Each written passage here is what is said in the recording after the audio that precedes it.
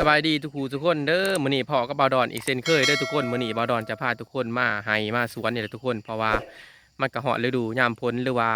ฮอดฤดูเพาะปลูกนะทุกคนเนาะบาวดอนก็จะพาทุกคนมาอ่ารีวิวสถานที่ที่จะปลูกมันนะทุกคนปีนี้ก็ปลูกคือเก่าปลูกคู่ปีนะทุกคนเนาะกะสิประมาณนี้ทุกคนบอนเก่าบอนที่ปลูกมันกะหากระทางแล้วนะทุกคนทางแบบว่าให้มันเป็นแปลนนะทุกคน ซุ่มพอกับแม่เพิ่นเฮ็ดนะทุกคนเนาะพอเฒ่าไม่เฒ่าเพิ่นเฮ็ดอันนี้บ่ดองก็จะมาเฮ็ดช่วงเวลาวันเสาร์วันอาทิตย์ว่างเวียกนะทุกคนกับบริสูลงคลิปปานใดทุกคนเนาะก็สิ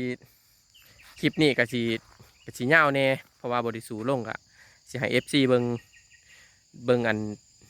ดนๆได้เนาะเพราะว่าบ่ได้ลงเนาะทุกคนเนาะก็ไปเบิ่งนํกันเลยทุกคนเดี๋ยวบ่ดอนจะพาทุกคนขุดควายตูนคือเก่าทุกปีก็ปีกายก็ขุดควายตูนนะทุกคนปีนี้ก็ขุดคือเก่าทุกคนเดี๋ยวจะพาทุกคนไปเบิ่งกันเลยไปกันเลย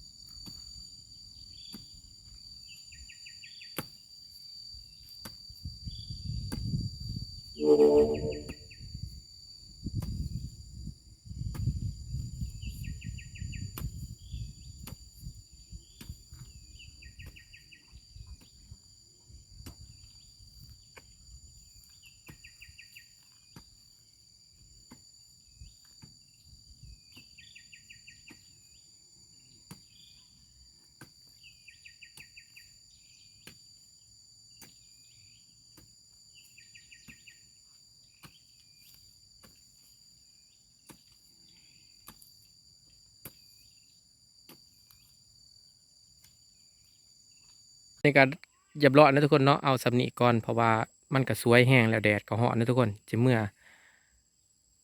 เฮือดแล้วก็ไปเฮ็ดกับอยู่คงกินนะทุกคนเราไปหากินข้าวซะก่อนแล้วมื้อหน้าจังลุยกันใหม่นะทุกคน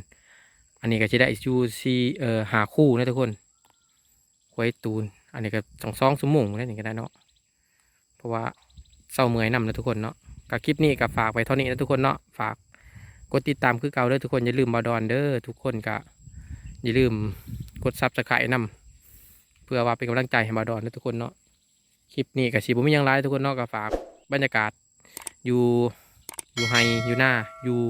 เราอยู่สวนคือเก่าคลิปนี้ก็ขอกล่าวคำว่าสบายดี